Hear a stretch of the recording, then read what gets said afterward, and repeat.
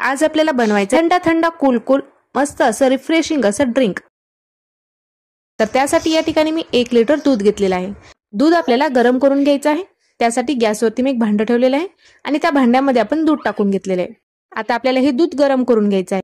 तर या ठिकाणी मी 1 पळी दूध साईडला काढलेलं आहे। साईडला काढलेल्या दुधाचा वापर आपल्याला कस्टर्ड पावडर मिक्स करण्यासाठी करायचा आहे। या दुधामध्ये आपल्याला 1 चमचा कस्टर्ड पावडर टाकून घ्यायचा आहे। त्यामुळे दुधाला छान घट्टपणा येतो आणि चव देखील मस्त येते। या ठिकाणी मी 1 मोठा चमचा व्हॅनिला फ्लेवरचं कस्टर्ड पावडर घेतलेलं आहे। जे 1 पळी आपण दूध काढलेलं आहे साईडला ते दूध आपल्याला यामध्ये टाकून घ्यायचं आहे। आता हे कस्टर्ड पावडर आणि दूध आपल्याला छान मिक्स करून घ्यायचं आहे। तयार झालेली कस्टर्ड पावडरची पेस्ट आपल्याला दुधामध्ये टाकून घ्यायची। दूध आपले छान तापलेलं आहे। आता यामध्ये आपल्याला थोडं थोडं करून हे कस्टर्ड टाकून घ्यायचं आहे। दुधाला आपल्याला चमच्याने छान मिक्स करून घ्यायचं आहे। तर यामध्ये आपल्याला अर्धी वाटी साखर टाकून घ्यायची आहे। साखर तुम्ही तुमच्या आवडीनुसार कमी जास्त करू शकता। अर्धी वाटी साखर टाकून आपल्याला दुधाला परत एकदा छान मिक्स करून घ्यायचं आहे आणि दुधाला आपल्याला छान उकळी काढून घ्यायची आहे। दुधाला आपल्याला आटवायचं नाहीये, दुधाला फक्त आपल्याला तापवून घ्यायचं आहे। दूध आपले छान तापलेलं आहे। आता आपल्याला गॅस बंद करून दूध थंड होण्यासाठी साईडला ठेवून द्यायचं आहे। दुधाला एकदम हेल्दी आणि पौष्टिक बनवण्यासाठी त्याचबरोबर दुधाची चव वाढवण्यासाठी आणि दुधाचा घट्टपणा वाढवण्यासाठी आपल्याला या ठिकाणी पिस्ता आणि बदामाचा वापर करायचा आहे। या ठिकाणी मी 15 ते 20 बदाम घेतलेले आहेत आणि अर्धी वाटी आपण या ठिकाणी पिस्ता घेतलेला आहे। पिस्ता आणि बदाम मी रात्री भिजू घातला होता। दोन्ही छान भिजलेले आहेत। आता दोन्हीवरील साली आपल्याला काढून घ्यायच्यात।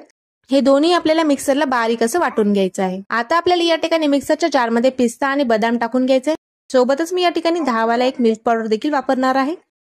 यामध्ये आपल्याला थोडंसं दूध टाकायचं आहे। एकदम बारीक असं आपल्याला हे वाटून घ्यायचं आहे। आपल्याला अर्धा चमचा व्हॅनिला एसेन्स टाकून घ्यायचा आहे।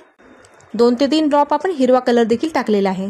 तुम्हाला जर रंग टाकायचा नसेल तर तुम्ही स्किप करू शकता आणि तुम्हाला जर एसेन्स टाकायचा नसेल तर तुम्ही ते देखील स्किप करू शकता। बदाम आणि पिस्त्याची आपण छान पेस्ट तयार करून घेतलेली आहे। बदाम आणि पिस्ता आपण छान बारीक करून घेतलेला आहे। आता आपल्याला याला गरम करून घ्यायचं आहे। तर या ठिकाणी मी एक कढई घेतलेली आहे। त्या कढईमध्ये आपल्याला ही तयार केलेली पेस्ट टाकून घ्यायची आहे आणि याला छान गरम करून घ्यायचं आहे। यामध्ये मी अर्धी वाटी साखर टाकून घेत आहे। आता आपल्याला याला छान गरम करून घ्यायचं आहे। जोपर्यंत आपले हे मिश्रण घट्ट होत नाही तोपर्यंत आपल्याला याला गरम करून घ्यायचं आहे। थोडंसं घट्ट झालेलं आहे, तुम्ही बघू शकता।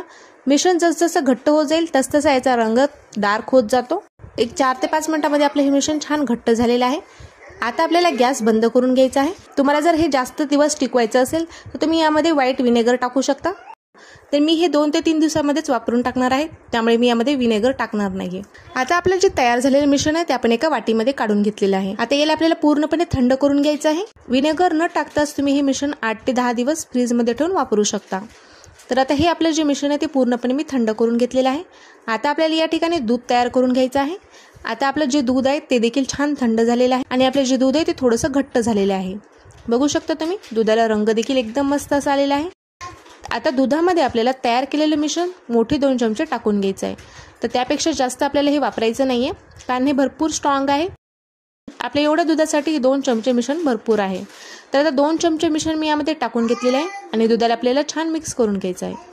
बघू शकता तुम्ही, दुधाला मस्त असा रंग आलेला आहे। एकदम मस्त चवीचं आणि एकदम हेल्दी रिफ्रेशिंग असं आपलं हे दूध तयार झालेलं आहे। उन्हाळ्याच्या या गरमीमध्ये तुम्ही अशा पद्धतीने पिस्ता आणि बदाम वापरून पेस्ट तयार करून ठेवू शकता आणि जेव्हा पाहिजे तेव्हा तुम्ही हे दूध तयार करून पिऊ शकता। मुलं देखील आवडीने पितील आणि हेल्दी आणि पौष्टिक देखील आहे। फ्रीजमध्ये आपल्याला हे दूध छान थंड करून घ्यायचं आहे। नंतर आपल्याला हे दूध पिण्यासाठी घ्यायचं आहे। तर दूध मी फ्रीजमध्ये 2 घंट्यासाठी ठेवलं होतं आणि मस्त असं थंड झालेलं आहे। ग्लासमध्ये आपल्याला हे दूध ओतून घ्यायचं आहे। एकदम रिफ्रेशिंग आणि हेल्दी असलेलं पिस्ता दूध आपलं तयार झालेलं आहे। तुम्हाला आजची ही रेसिपी कशी वाटली ते मला कमेंट करून नक्की कळवा। व्हिडिओ जर आवडला असेल तर व्हिडिओला लाईक करा। अशाच नवनवीन रेसिपी बघण्यासाठी चॅनलला सबस्क्राईब करा। भेटूया तशीच एका छानशा रेसिपीसोबत। तोपर्यंत धन्यवाद।